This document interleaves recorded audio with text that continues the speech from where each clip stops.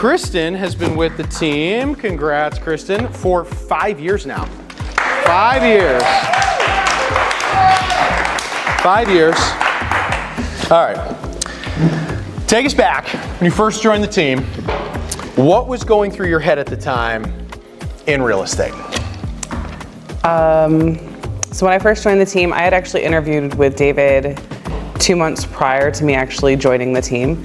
At that point, I had been on a few other teams and kind of experienced the lack of value that a lot of people are out here offering. Tried to be a solo agent and figure it out there. And I had a friend who was on the team at the time, and she had said, you know, like, you have a similar experience to me, and like, I promise it's different. And I'm like, yeah, I'm sure, whatever. Like, they all say the same thing. And then trying to figure it out for 2 months, I was like, okay, I need help. And I came back and I was like, all right, you know, how do I sign up? And had an interview with David, and next thing we know, here we are. Yeah, and so what was like the big reason? You were just like, you're struggling as a solo person, or you tried that? What were you in the same position as that girl who was waiting on us last night? It was like, I just thought it was totally different than it actually is. What was going through your head? I think it was just, it's totally different than what anybody actually, nobody is really transparent about what real estate is really like. Yeah. And so I think that I was just in a position where I was like, truly, if I didn't find the right opportunity, I was gonna quit. Yeah. I was gonna quit real estate. What'd you do before this? I did a lot of customer service stuff, did a lot of serving tables, and then like years prior to that, I did manufacturing. Yeah, for servers. Yeah. The best. the best. Servers make the best sales agents, they truly do. And what would you have done if you had like quit? Where would you have gone back to? Probably some sort of manufacturing. I have 7 years of experience making circuit boards, so I'm a little bit nerdy in terms of like. So yes, for nerds. What's one thing that like you joined the group, you started in your real estate career? What's something that like people, well, that might surprise people about your journey? Something that was like different that showed up for you. Not saying it's different for everyone, but what's something that surprised you and might surprise other people about your process? I think just really understanding what it's like to run a business. Yeah. And putting people first. You know, you get into real estate with the expectation that it's going to be easy and you're going to make a lot of money quickly, and that's not the case. So just having that realization of like, oh, you really have to, like, there's so many different pieces and parts to really actually running a business. Yeah, go into that for a little bit, because I know there was a massive shift in your mind, and it happens in like every agent's mind. It goes from like a feeling, sort of expectations, hopes and dreams sort of venture, into all of a sudden like, oh no, this is an actual business. I show up, I clock in, I turn the lights on, like I get the whole store ready, and then I go. Like, what changed it for you? Not wanting to be mediocre. Not wanting to be mediocre? Okay, and so like what does that mean? Like, what was mediocre for you? I feel like in this business, if you're gonna be in this business and only make 60, 70 grand, you could go do that and have a 9 to 5. Yeah. We're in a position where we're sacrificing a lot of our free time. We're sacrificing time with our families, nights and weekends and things of that nature. So it's like, if you're gonna really be into a job like this that takes that much away from your free time, it needs to be worth it financially. You talk about running a business, and give me like something, I know this is not in any of the prepared questions, but just like what are some of the, you know, ideas about running a business that like resonate the most with you? Like when you say run a business, I think that's like a cliche that a lot of people hear. I'm not saying that you're meaning that as a cliche, but like specifically as a business, like how would a business run that you also do the same? So like even understanding your numbers financially, what it takes for you as a person to run, right? What does your life look like? Yeah. If you don't understand what that looks like, then how do you know how much you need to make every month? Do you have a number that you know that you need to make every month? Like, is it minimum of $2,500. A minimum of $2,500. And that's just like operating costs. That's not it's your vacations. That's not savings. That's not groceries. That's like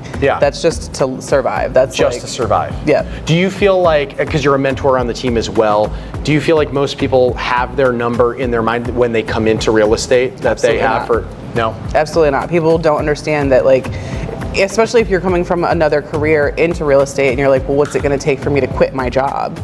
Yeah. You know, so you have to understand what your operating costs looks like. And that's not just your personal, but that's also like, okay, your EXP fee, that's an extra $85 a month you have to consider. Your gas, how much, you know, we spend a lot of money on gas. I don't know about you guys, I spend about $400 a month on gas. $400 a month? Anyone spend more than $400 a month on gas? Yeah. You know, like. Yeah. So yeah, understanding what all of those costs in terms of like running a business, what that looks like. So you had a business cost, and then you also had your personal costs. How'd you backtrack it? How'd you like fill in the blanks? Like, did you just do your average commissions and then just say, I've got to do this much? Like, I feel like agents get there and then they're like, okay, so I have to do 2 every month, and then it's like the brain shuts off after that. Well, how did you connect it all together? Trial and error. Okay, like what? Trial and error. You know, I think that it's really easy to have the months where if you're not prepared for the months that are coming, where you may not have closings, you're going to find yourself pulling out that credit card or dipping into that savings or whatever it may be. So it's like I had a lot of trial and error. A lot of life showed up for me, and when I wasn't performing at that higher level, where I was only making 60 or 70 grand a year, that just simply was not enough. Yeah. And how I discovered that was the credit card bill that I had. Yeah. You ever have a point in your life where you were back up against the wall? Yeah, I would definitely say like the transition from 2023 into 2024 was probably like my lowest point. I think I had made, in 2023, I probably made about 80K, and it wasn't enough. I went through a lot of life transitions, breakups, moving, all these different places, and like I was to the point where I was door dashing in December to get like gifts for my kid for Christmas. And then the beginning of 2024 had a fallout with, you know, a past friend of mine where I was in a living situation where I found myself like having all of this debt, having no closings on the table, and like having to figure it out. And that was really like a turning point for me for last year, and I ended up doubling my income. What happened? How did you do it? Right? Like everyone just wonders at this point, like, what clicks? Like, how does it happen? We see people who are like, they get with their back up against the wall, and then all of a sudden they're like, and then I came through it and I now make 150 grand. Like, what did you do? I mean, it's really just buckling down and taking every opportunity that was laid out in front of me. You know, answering every Zillow call, working every open house possible, building the referral relationships that I have with, like, even going to EXP. A huge benefit of going to EXPCon is like making those referral partners in other states. I did a ton of business last year because I went to EXPCon in 2023. I had a bunch of referral business. So just really like bogging down on every opportunity that I had that was in front of me and taking everything I could. Not in the questions. 8 hours a day is what we're like supposed to work. Like a good part of your day. How are you like getting the business? Like where are you adding it to? Like what do you spend your time actually doing? Right? What do you do every day?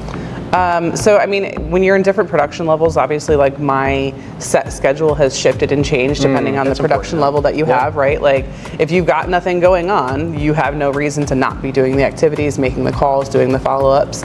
And not to say if you've got a lot going on that you shouldn't be doing those things, but for me, just making sure that like daily that I'm going through the people that I have and how I can move them to the next place. What's a like, I text every morning, win the day, demand excellence. What's a win the day for you?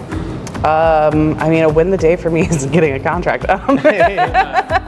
But if you can't, right? Like something that's controlled. Like I watched Nick the other day and he was like, I'm literally doing everything I can to get to, and he's doing everything he possibly can. Whether or not the client does what he says, or, you know, there's not a competing offer or whatever it is, like you can't control that, right? You can just show up the best you can. What are you doing? Like what's your like number to run a business? Like how are you like making sure like I won the day today? I feel like, you know, not every day is going to turn into a win with the contract, right? But if you're being productive, I feel really hype after having like a good conversation with somebody that may have been like, they teetered off or they ghosted you for a while, you know, kind of doing those activities. And that's like when I'm coaching other agents too, when they're like, oh, I'm going to make X amount of calls today. And I always say, well, instead of saying we're going to make X amount of calls, how many connections are we going to make? Because once you get that like call and you have that good one, it's like, okay, now I want the next one. So what do you find yourself like repeating over and over to these to agents who you mentor? Because obviously that's a huge part. It's like connections. I mean, doing connections in terms of like what I find myself repeating to agents is just authenticity. People do business with people they like, and if you put the people first and they feel that, the money will always come behind that. So really getting into understanding what people are looking for and being your authentic self and how you can best help them and not have that, you know, commission breath that we see a lot. How do you break that? Because when you're in a position where it's like, I know what it's like, and many people do, and you're like backs up against the wall, you know how much you got in your bank account, and it's terrifying you to think of the next bill that's coming. How do you not have commission breath? I mean, it's tough. That's a tough question. I don't know how you don't have commission breath other than doing more activities to get more opportunities, right? Like the more, deals fall apart all the time. I've got deals that I have a buy and sell that right now is very rocky, and I've spent 90 days working on it, but because I have so many other opportunities, that falling apart isn't the end of the world. Yeah, So you know that it's going to be a part of it, so what are you going to do? Yep. Something that your mentees have taught you. Patience. In what way, right? In what way? I mean, just patience and grace. Even prior to real estate, I have a background in in a leadership role and stuff. So like I've always understood that every person needs a different tailor to, right? So just kind of understanding, having the patience and grace to understand where people are coming from.